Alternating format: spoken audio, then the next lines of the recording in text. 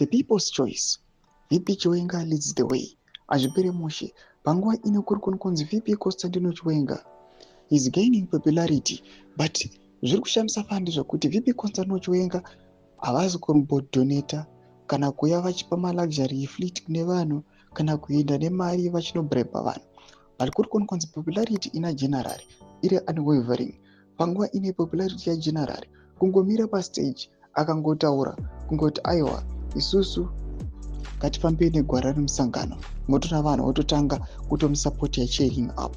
Saka mina mashoko buda panguva inei kuchionekwa kunzi VP Constantino Chiwenga is leading the way. Don't subscribe or like on the bell icon. Makomechi anoendera mberi achiti the 2030 slogan is being cheered on by Varakashi.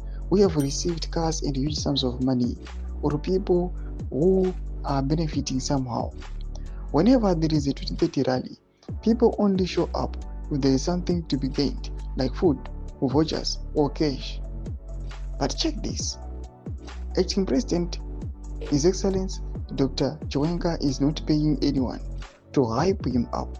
Yet he is more popular and loved than the 2030 slogan. It says a lot.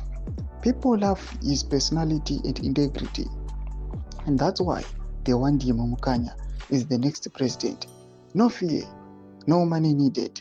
He's got genuine support. Ndomashwa anotogo panapa namakomechi achiti aiwa VP Constantino Chiwenga kunyange zvako usingasapoti musangano weZANU-PF hazvina basa, ungange uri independent kana ungange uri kuTPC kana any party yauri, pachimboona zviri panapa VP Constantino Chiwenga vari kunyatsoonekwa kunzi hapana kana any bribe yavari kupa vanhu, hapana kana any sum of money or any fleet yari kachinodonetera vanhu kuti againe support. But panguva ine zvinyazoratidza kuti generally vari kugaina support nekuda kwekuuya panguva ine vachiramba zvecorruption, achiuya achitaura nezvegovernance inoonekwa kunzi inoita kuti mwana wese weZimbabwe awane a share iri equal, akwanise kuwana employment, governance panguva ino iri clean, iri saving.